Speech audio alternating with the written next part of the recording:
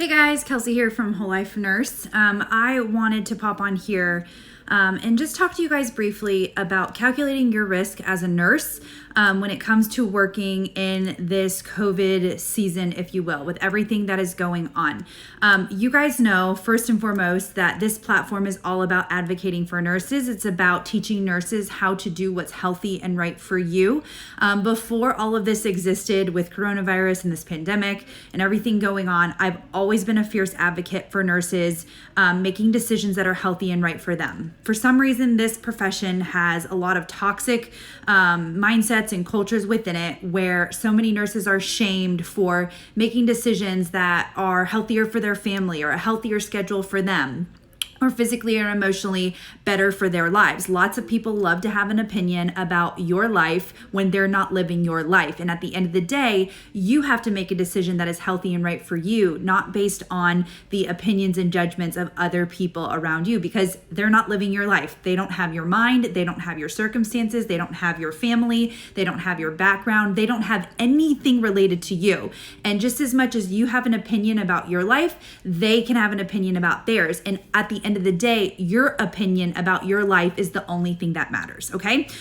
So with that being said, I wanted to talk to you guys about taking a calculated risk with COVID, because I feel like there's so many nurses out there that have this awful mindset of, you signed up for this, or this is what you signed up for when you became a nurse, and this is what you became a nurse, like this is exactly what you are supposed to be in for.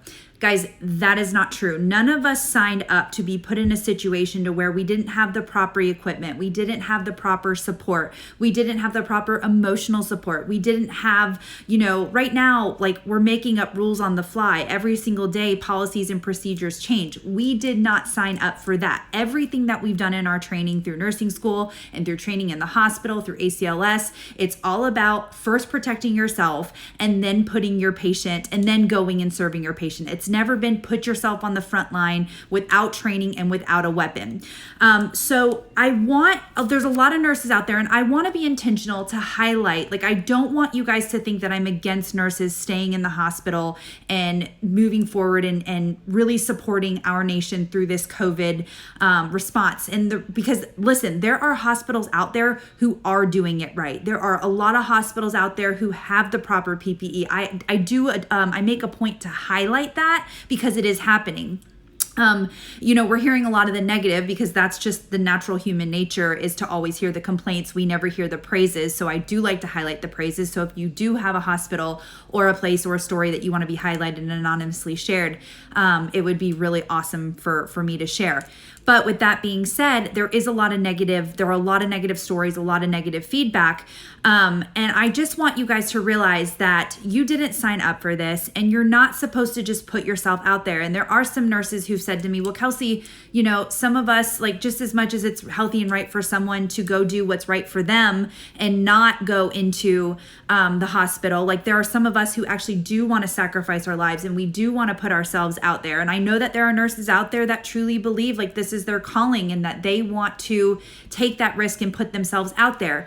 But I want to make sure you guys understand that, yes, it is a valiant effort, is a heroic effort, and it is so selfless and amazing when your heart is truly to serve and you want to be there, and you want to be on the front lines, and you want to be helping out our nation because you feel confident and secure to do so. But you need to make sure that you're doing it under safe conditions and under the right conditions. So I want to talk to you guys about what taking a calculated risk in this process looks like, because it can be one thing to really feel called to do this and be a part of this, and that's great. But I want to make sure that you are truly assessing the situation and taking a calculated risk. And what I mean by a calculated risk is that, am I putting on paper? Am I really putting it out and seeing what my risks versus the reality of what might potentially happen? Are the odds in my favor versus against me? Okay, so when you're thinking about risk factors, first of all, are you somebody who's at risk for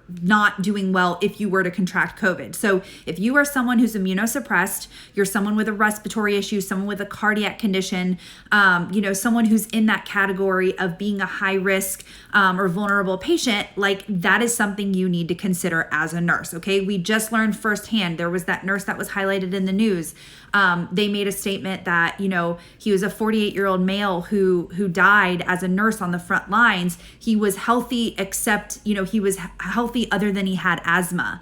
And I want to make a point to that. Like, I understand he was healthy other than asthma, but who knows what effect a respiratory condition played with a respiratory virus, okay? Like an aggressive respiratory virus. Like, we don't know. We don't know a lot about this virus, but we're learning that it is very aggressive on the lungs and it's putting a lot of people with respiratory conditions at risk, okay? So you've got that. So do you have a risk factor? Are you immunosuppressed? Are you immunocompromised? Are you pregnant? We don't know anything about this virus and pregnancy. Like, nobody can tell you it's safe or not because we really don't know, okay? So this is something you have to decide, like, mentally, do I feel okay to do this? Do I feel like my baby's going to be protected in the event that I did get sick? Like, is it worth the risk of putting myself out there and risking the potential of me getting sick and, hurting my child or losing myself or whatever that is? Okay. And I know that sounds extreme, but guess what? We don't know a lot of things. Okay. Does your facility have the right equipment? Are you being protected? If you're choosing to go out there and be a frontline worker and you're there, actually trying to put yourself out there because you feel called to do that, are you being given the right equipment? Are you protected? Do you have the right mask? Do you have the gloves? Do you have the right PPE that you need to get out there and to take care of those patients? Okay, that's another thing you want to take into consideration. Do I have the right support from my management? Is my management making sure that I'm resting? Am I getting the breaks that I need if I need those breaks? Do I have the emotional support that I need? Is my manager telling me that I signed up for this, or are they validating my emotions that are real and totally okay to have? Or are they saying, shame on you, you signed up for this? Because that to me is a big red flag. And you don't want to be working in an environment that a management thinks that you just signed up for this and you should, because that to me tells you they have a mentality that doesn't look out for themselves and they kind of just don't care. They don't have a realistic and rational perspective of what's going on. Okay, so who am I putting at risk? That's another thing to consider. Are you going in? You may, once again, have that heart to serve and that heart to be out there, but who are you putting at risk? Do you have babies at home? Do you have mom and dad at home? Do you have grandparents at home? Do you have a immunocompromised husband, daughter, sister, brother, whatever? Do you have someone at home that is going to be at higher risk? So when you're out there trying to save lives, if you were to contract it and you were to fight it off, what about the people around you? Okay, like, are you putting your child, your baby, your mother, whoever at risk? And that's something to take into that calculation when you're calculating your risks. So also, like, what weight does this put on me emotionally? Like, guys, physical stress manifests physically and it can hurt your health. And I don't think it's being overly sensitive at all. I think stress plays a huge factor, and it also affects how you care for others. It affects how you think. It affects how you perform. Are you going to be able to safely take care of other people and do your job well, being under this psychological stress of what's going on and being served in an environment that you're not supported, that you're being told you signed up for this and all of that kind of stuff, okay? That's something else to consider.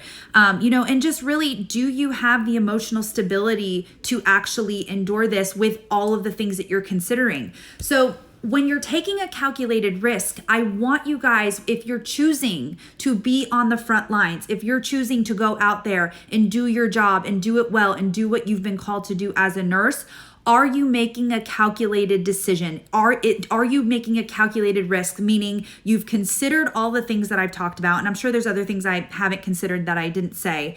But are you considering all of these factors? And is you going into the front lines and being where you're at?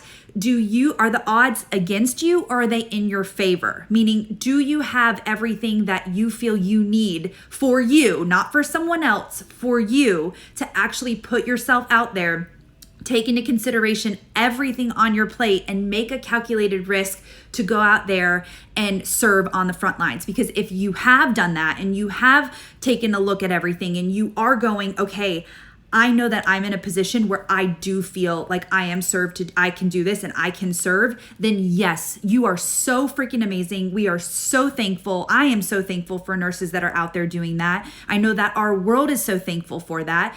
But at the end of the day, if there are nurses out there who look at these risk factors and they know that the odds are sort of against them when it comes to taking into consideration everything else, you have to listen to that. You have to trust your gut. Don't trust your institution. Don't trust the people's opinions around you. You have to trust yourself, and you have to trust what you've done to observe and figure out, is this the healthiest and best decision for me? You're not any less of a nurse. You're not any less of a person. You're not any less of a human being. If you have taken into consideration all of this and you know that what you have to do is healthy and right for you, if that means stepping away or if that means leaving a position or whatever, okay? So you're not wrong or right at all. Like it all depends on who you are, your situation, and everything that's on the plate. Okay. So I just wanted to share this. I want you guys to share this with other people. I love you. Thank you for listening. And that's it. So please tag a nurse who needs this. I'll be posting it.